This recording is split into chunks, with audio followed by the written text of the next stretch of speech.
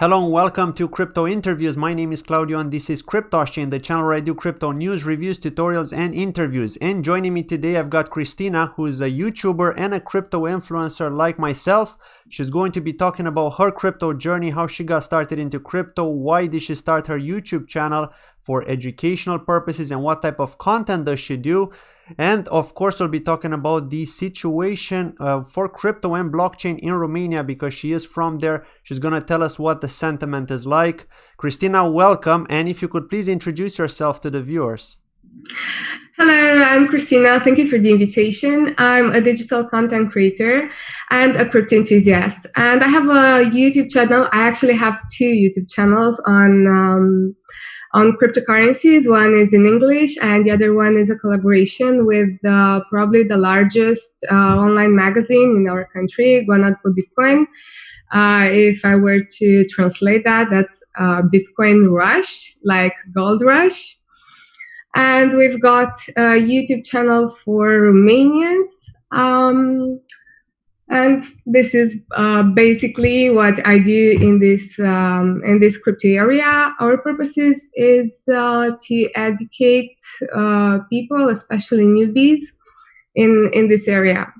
Because when I first started to find out more information about cryptocurrencies, there was little information. I know that now if you search on Google about Bitcoin, you get a lot of information. But, you know, the internet comes with this thing that you have so much things you can learn about, but you've got to really understand what's there. So, I want to introduce newbies in order to correctly understand this area, and then they can read whatever and go as advanced as they can. And do their own research, basically. Yeah, sure. Now, this is good because it helps to spread adoption. I mean, the more people that talk about it, the more people then find out, and you know, it's exponential. It's kind of like the growth on YouTube, isn't it? It's an exponential growth. So basically, I don't believe that adoption can happen without education in this area, because if you don't understand what cryptocurrencies are about, you won't adopt them. You will at most speculate something, and that can be quite risky. But I believe cryptocurrencies or digital assets are the future, or are part of our future. So yeah, I believe education is very, very important, no matter if you choose to buy or not cryptocurrencies. Yeah, definitely. And what do you actually believe in? Do you believe in Bitcoin or altcoins as well? Are you do you consider yourself a Bitcoin maximalist? No, not really. I do believe Bitcoin is the king, and probably it will remain like forever. But I do believe altcoins, there are altcoins projects that do a good job because they go on niches and they cover specific things in this financial, social environment system that we live in. So yeah, I don't say, okay, just Bitcoin, because there are many other things that can be done. And blockchain technology is awesome, in my opinion. Yeah, exactly. I mean, it's a revolutionary technology, and it's kind of like, it's something that you can't really argue either, because I mean, there are people that argue with it. Of course, the Bitcoin maximalists will argue, but if you think about it, we've got this tribalism situation going on, like people that have invested a lot of money in a specific company, and of course they hope that the coin goes up in price, right? Because they've invested most of their life savings in it, even though they shouldn't, right? But I think it's kind of the same with Bitcoin. You get the Bitcoin maximalists because they were in it early. They invested most of their funds in Bitcoin. They don't care about altcoins.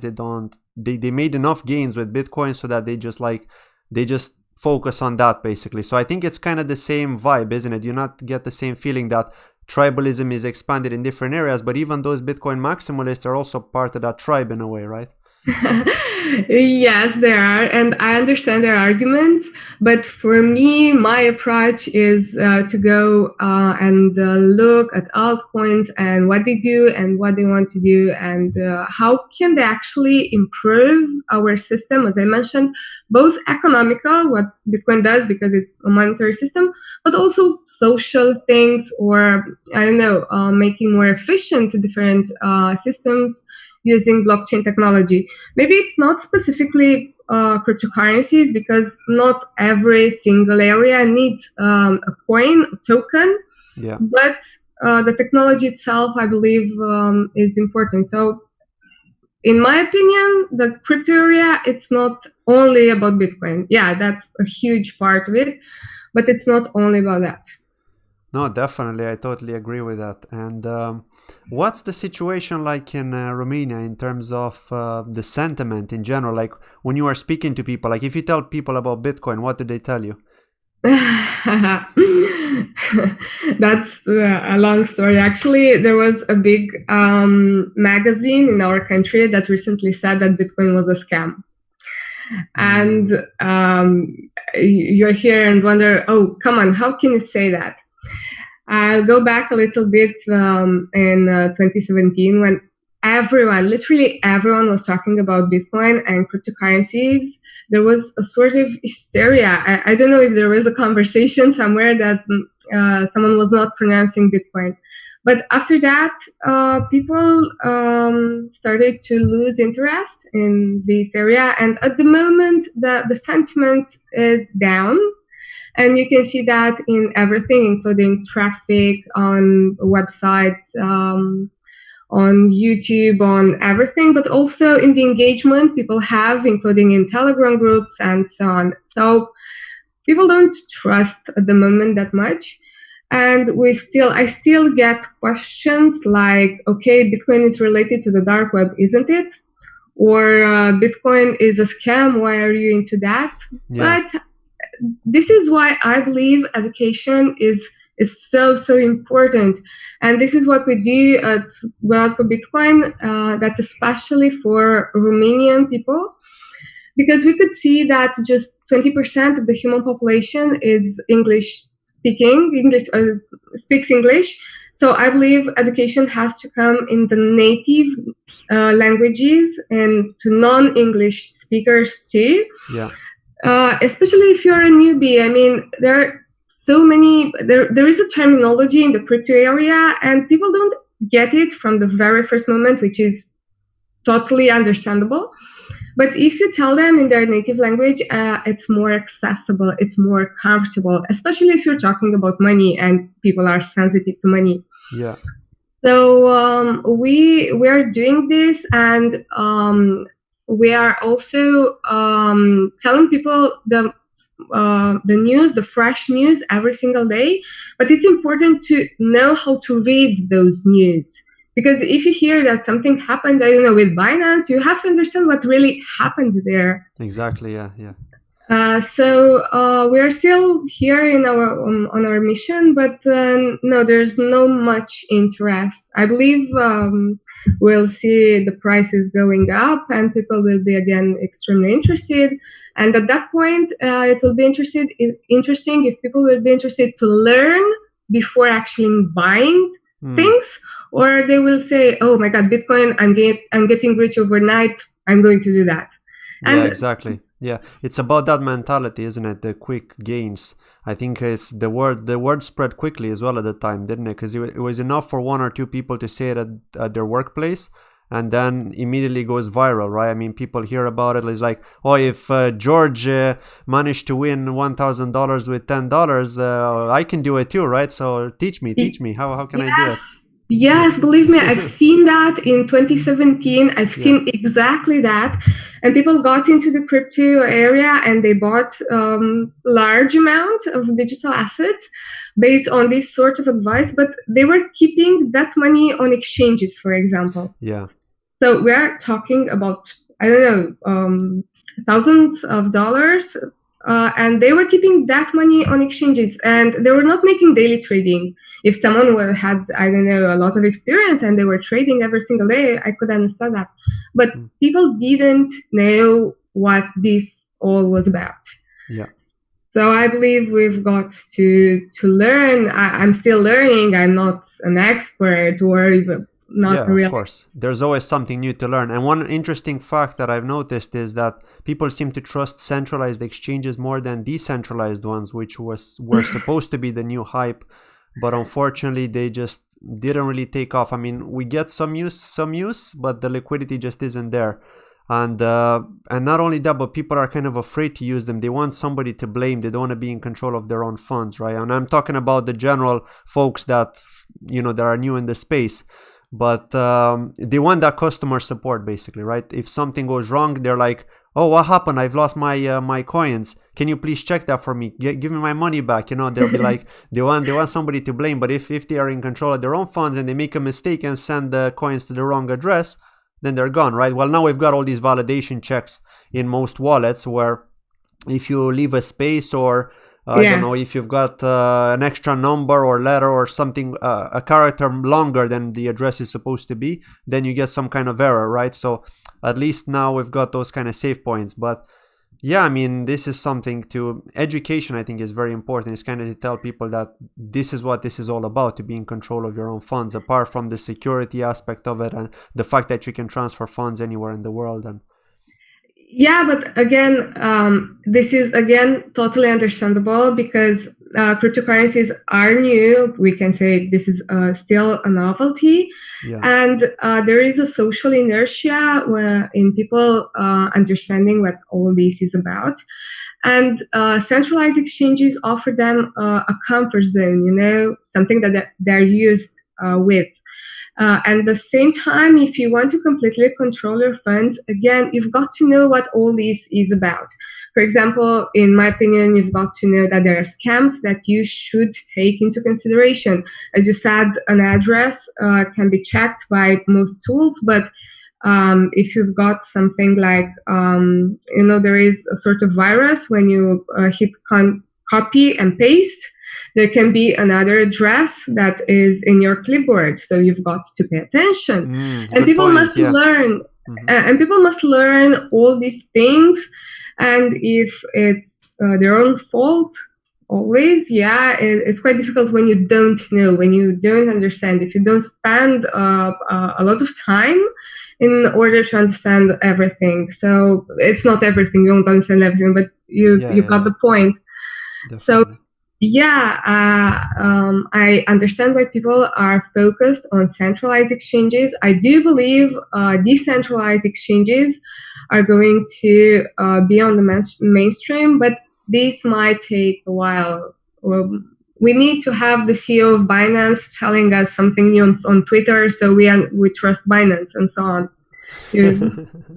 But I believe we're going to move on in this domain as time passes and more people find out, adopt, and see the benefits. Because in the end, we're talking about the benefits of the system. Definitely. And even the decentralized exchanges, I mean, they call themselves decentralized, but they're hybrid, really. And I spoke with a few people, even the CCO of Criss Jo, which was supposed to be a decentralized exchange, but it is hybrid, and he did admit it as well. He did admit that it's hybrid. It can be shut down, but the fact that it gives you that flexibility to not have to set up an account with your email address and password, then, it's still something. It's a step towards the right direction.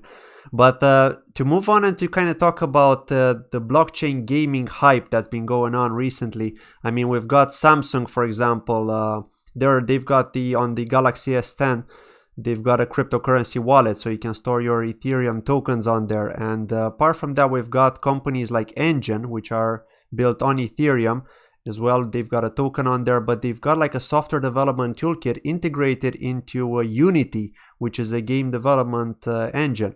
So what's interesting is that they're kind of building this kind of partnership now. Well, not partnership, I would say more of a collaboration with Samsung, to build all these cool blockchain games. Well, the games aren't like 100% using the blockchain, but most of the game aspects and the functionalities are using the blockchain.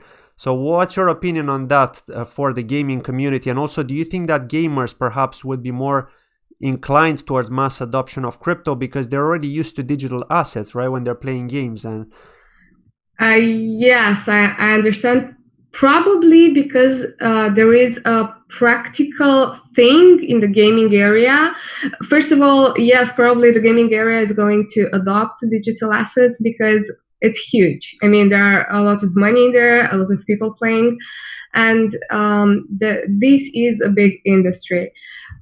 Secondly, maybe because there is a practical need, if there is a game that offers you the possibility to get something new, I don't know, upgrade your hero, let's say, using digital assets, people will do that. Actually, I've heard stories from, I don't know, 2011 or 12 with people buying Bitcoin for games. And they forgot the passwords for their wallets and so on. And those are the drama. So probably the gaming industry is one step closer. And you said about Samsung. Also on Samsung, there will be launched, I believe, Battle of Elrond, if you've heard. That's a Romanian project that is using blockchain. So yeah, probably the gaming area has a great potential to adopt digital currencies. Early. Definitely, and that's the thing. I mean, Ubisoft as well are also really interested in kind of looking at blockchain games, right? Ubisoft didn't really care about blockchain until recently, but there's actually been an article posted in which they're interested to support various companies that are building blockchain games. So I'm actually wondering if we'll see some kind of partnership soon, not necessarily with Elrond, because I don't know if Elrond's focus is really on blockchain gaming. They're doing this game, but it's not even a DApp, right? It's a normal application game which uses some aspects of the blockchain, but maybe like companies like Engine or Loom Network or other companies which are specifically focused in this gaming niche. I wonder if we're going to see this kind of explosion take place in the coming years.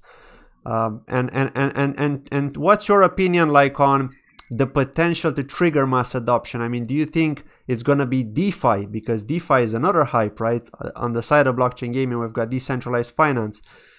So which one of the two do you think has more potential, in your opinion?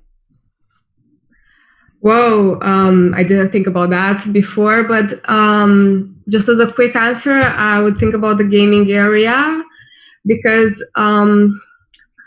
when people are quite sensitive when when talking about their money.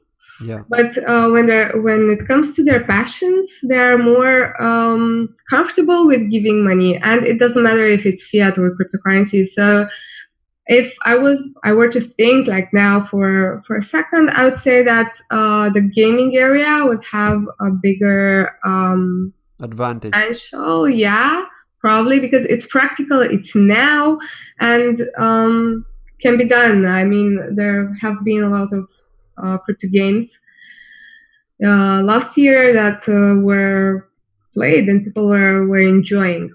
I don't know. We shall see with the DeFi what is going to be. Yeah, definitely. And which are some of your favorite altcoins? Just out of curiosity.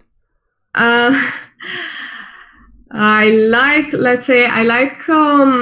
the project Brave that has basic attention token behind, because this comes in the digital area that I'm working in. And I like the idea having a browser where you can select if you want to see advertisement, and you get paid for seeing a sort of advertisement. Yeah.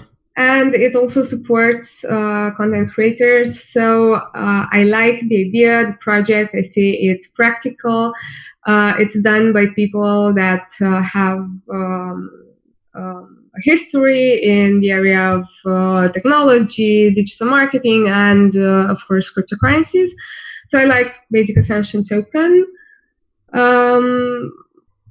There are more that I like. It doesn't mean that I invest in a lot of them, but I believe I like Ethereum, for example, because it came with this new concept of decentralized applications and apps. But there are others, of course, that do the same. So, what about Elrond, the Romanian project? Elrond is a promising project that I like. I've got to admit that I have. I wasn't from the beginning. I didn't know from the very, very first beginning about it, but it has an interesting team behind that wants to build, that understand what this is all about, and they want to build things. And I really wish them good luck. They are on Binance and they plan to move forward. Yeah, definitely. And they're more focused on like speed and scalability, really. That's mostly their focus. I think the biggest struggle that a lot of these crypto companies have is to try to attract investment, right? Developers and investment. I think those are the two biggest struggles. Like to try to get dApp developers, because to get a dApp developer, you need to get a developer that is willing to actually quit his day job so he can build a dApp with a small team and work on this platform, right? And believe in your platform. So what guarantee do they have that your platform isn't going to run out of funds and you're going to close down, right? So there's that risk too. And I think that's why people are more, how can I say, wary of this and are more skeptical, right, when it comes to going full time into dApp development. Yeah, there's two things. First of all, let's not forget that everything is a business. It doesn't matter if it's a decentralized application or anything else. So yeah, it's quite hard to quit your day job and just get into a new project that does not have stability and so on. But on the other hand, you mentioned developers, blockchain developers, and I recently read an article that LinkedIn has posted the most search skills or something in 2020. And they said that the blockchain developer will be extremely wanted for 2020. So yeah, I agree. Yeah, this shows that the entire industry is developing. I agree. Yeah, what's interesting though is like they want blockchain developers, but they're not talking about crypto. It's like they like the technology, but they don't. And even developers that I talk to, like they say, yeah, I like the blockchain technology, but I'm not interested in crypto. So yeah, probably that's because the practical things for now in these early stages come from the technology. Think about IBM that it's implementing blockchain in their supply chain. yeah. So they don't need a token there. Yeah, I agree. Yeah. They need to systems more efficient. Okay. Exactly. Yeah, no, that's pretty much it. I mean, it's been great, but I do want to ask you one final question, which I ask everybody at the end of the interview, and that is, what is one thing in life that you truly desire? One thing in life. Oh, yeah. There are many things that I can think of, but